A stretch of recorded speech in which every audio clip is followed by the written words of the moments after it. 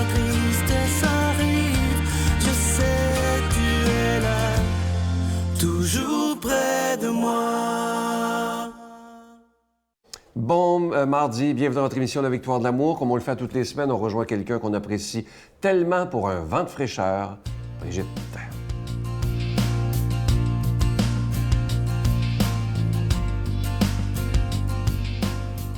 Bon matin tout le monde, nous continuons avec notre combat spirituel et j'en parlais la semaine dernière, il y a une façon de discerner si on est influencé par le mauvais esprit ou le bon esprit, l'Esprit Saint. Et être chrétien, c'est être en combat, constamment, parce qu'on veut rester dans l'amour du Christ. Alors, à chaque fois qu'on n'est plus dans cet amour, qu'on s'en écarte, on entre dans un combat. Il y a quelque chose en nous qui se débat. Hein? Bon, alors, être chrétien, c'est pas tout le monde il est beau, tout le monde il est gentil, c'est pas ça. C'est d'être en combat pour l'amour. Nous sommes des guerriers de l'amour. C'est ça qu'on est. Nous, on veut rester dans l'amour. On a un Dieu d'amour.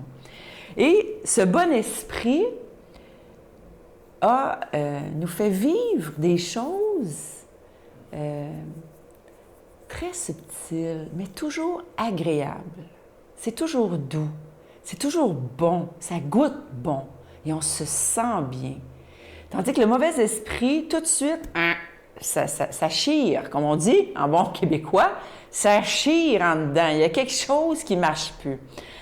Par exemple, le bon esprit, il invite, il respecte notre liberté. Avec le bon esprit, on se sent toujours libre. C'est formidable, ce sentiment de liberté. Et on va voir que dans nos relations interpersonnelles, si on se sent dans cette liberté, on se sent bien, on sait qu'on est dans une relation qui va nous élever, nous faire du bien. Tandis que le mauvais esprit, il nous contraint, il nous oblige et il nous enchaîne. Dès qu'on se sent dans le « Ah, faudrait bien que... Ah, faudrait bien... » Non, on n'est pas dans l'amour, là. Alors, on revient à la liberté. Et on peut demander au Seigneur Jésus, « Fais-moi revenir dans ton amour, Seigneur. » On peut se libérer de cet esprit qui nous influence et qui nous amène dans des malaises, dans la contrainte. On n'est-tu pas bien quand on est contraint de faire quelque chose? Un autre signe aussi du bon esprit, c'est qu'il nous éclaire et il fait la vérité. Tout d'un coup, on a comme une révélation sur nous-mêmes ou sur une situation. Hein? On a prié, puis on a une révélation. Ah, c'est ça! Alors, le bon esprit, l'Esprit Saint nous éclaire. Il fait la vérité sur notre vie, sur nous-mêmes, sur les situations. Tandis que le mauvais esprit, il va faire tout l'inverse. Il va nous amener dans l'embrouille, puis on va tout être mélangé, on va être confus, on va se tromper, on veut tromper, on veut s'en sauver par le mensonge des fois. Hein? Alors ça, c'est le mauvais esprit. Il y a une autre affaire aussi qui est le bon esprit, il nous encourage. Dès qu'on se sent encouragé à quelque chose, fortifié, on sait que c'est le bon esprit. On continue la semaine prochaine. Notre Père qui es aux cieux, que ton nom soit sanctifié, que ton règne vienne, que ta volonté soit faite sur la terre comme au ciel. Donne-nous aujourd'hui notre pain de ce jour. Pardonne-nous nos offenses comme nous pardonnons à ceux qui nous ont offensés. Ne nous laisse pas entrer en tentation, mais délivre-nous du mal, car c'est à toi qu'appartient le règne, la puissance et la gloire pour les siècles des siècles. Amen. Je continuerai à croire, même si tout le monde perd espoir. Je continuerai à aimer, même si les autres parlent de haine. Je continuerai à construire, même si les autres détruisent. Je continuerai à parler de paix, même au milieu d'une guerre. Je dessinerai des sourires sur des visages en larmes et je tendrai les bras à ceux qui se sentent épuisés. Oui, je continuerai à croire. La caravane de la Victoire de l'amour vous invite au sanctuaire Notre-Dame-du-Cap le samedi 17 août en compagnie du Père Michel-Marie de Paris, Monseigneur Pierre-Olivier Tremblay, Brigitte Bédard et Sylvain Charon sous le thème « Venez à moi, vous tous qui peinez, et je vous donnerai le repos ». Conférence du Père Michel-Marie, célébration eucharistique, spectacle du Père Michel-Marie tout en chansons, dîner et souper inclus, transport en autocar de luxe au départ de plusieurs villes du Québec à partir de seulement 149 $. Réservé au 1-877-277-4412.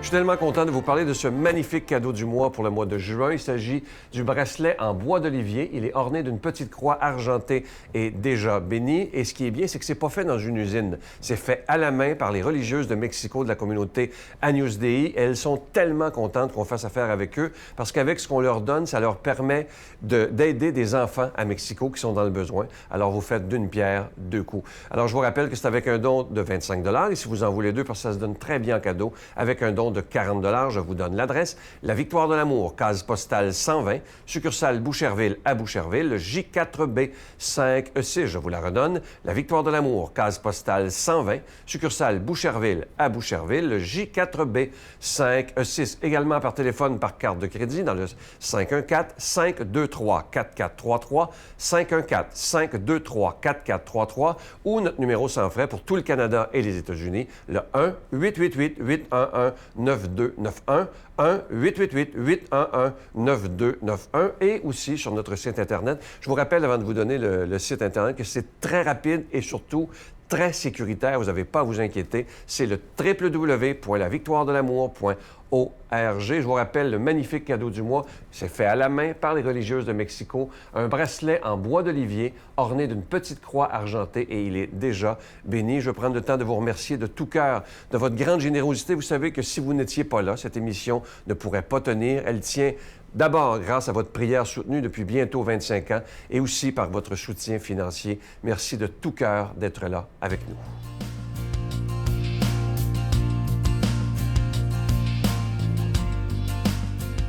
Mon Dieu, donnez-moi la sérénité d'accepter les choses que je ne peux changer, le courage de changer les choses que je peux et la sagesse d'en connaître la différence. Amen. Aujourd'hui, la parole de Dieu est proclamée par quelqu'un qu'on apprécie beaucoup. Il est de la région de Sainte-Anne-de-Beaupré, l'abbé Richard Larcher.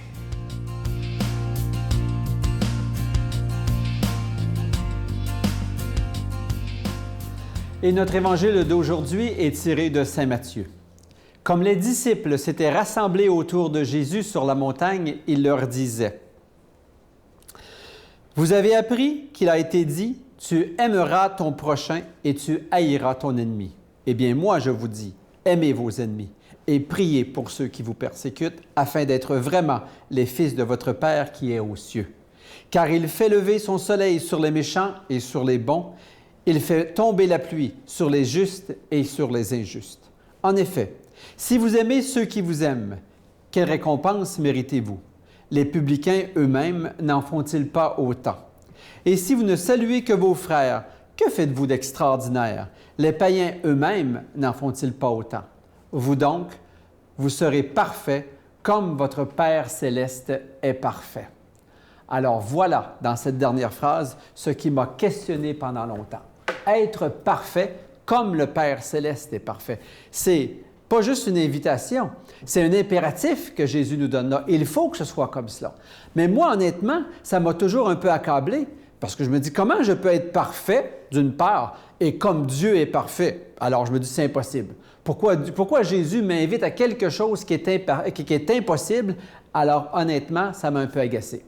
L'autre chose, c'est que je me disais, la perfection, même si j'arrivais à la perfection tend à arriver à un plateau à un moment donné. Une fois que tu es parfait, prenez le chanteur par excellence, la chanteuse par excellence, l'athlète par excellence. Une fois qu'il arrive au sommet de sa perfection, tu plafonnes à un moment donné. Alors, dans ma réflexion, j'ai compris que Dieu, sa qualité, sa première qualité, ce n'est pas d'être amour. Parce que même l'amour, ce n'est pas une qualité chez Dieu. L'amour, c'est la nature même de Dieu. Moi, je suis homme, ce n'est pas une qualité, c'est ma nature. Vous êtes femme, ce n'est pas une qualité, c'est votre nature.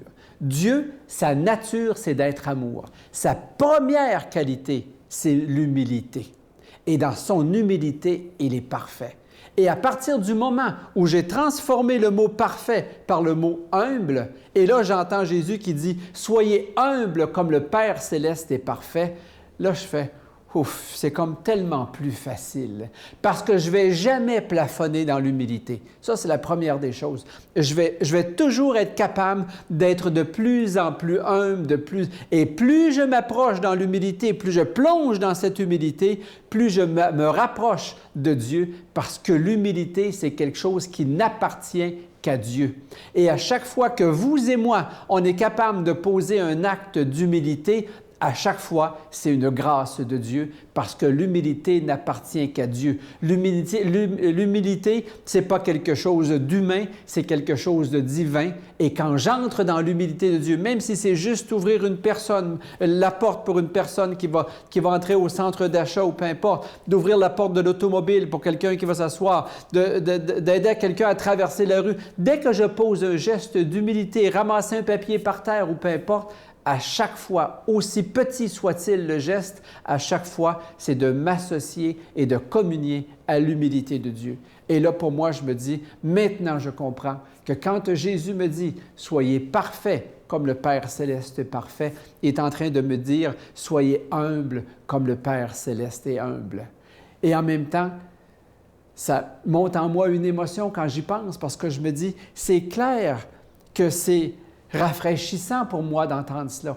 Mais en même temps, ça ne veut pas dire que ça ne porte pas son niveau d'exigence.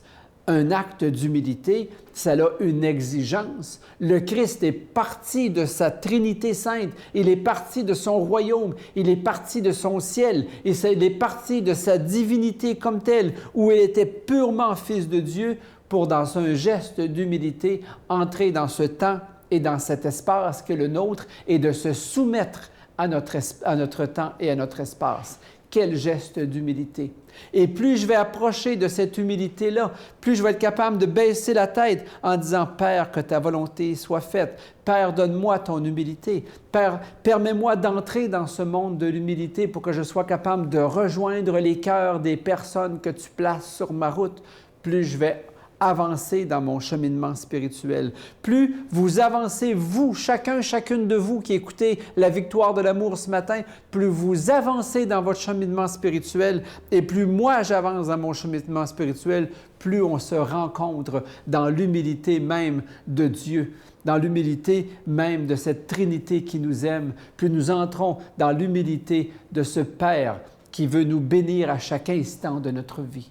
Alors en son nom, permettez-moi de vous bénir. Permettez-moi de vous rappeler à quel point il vous aime, à quel point il vous dit « Sois humble et dans ton humilité, tu vas trouver la joie que je t'offre. Et parce que moi, je te bénis, dit le Père, le Fils et l'Esprit Saint. Amen. » Je vous salue Marie, pleine de grâce. Le Seigneur est avec vous.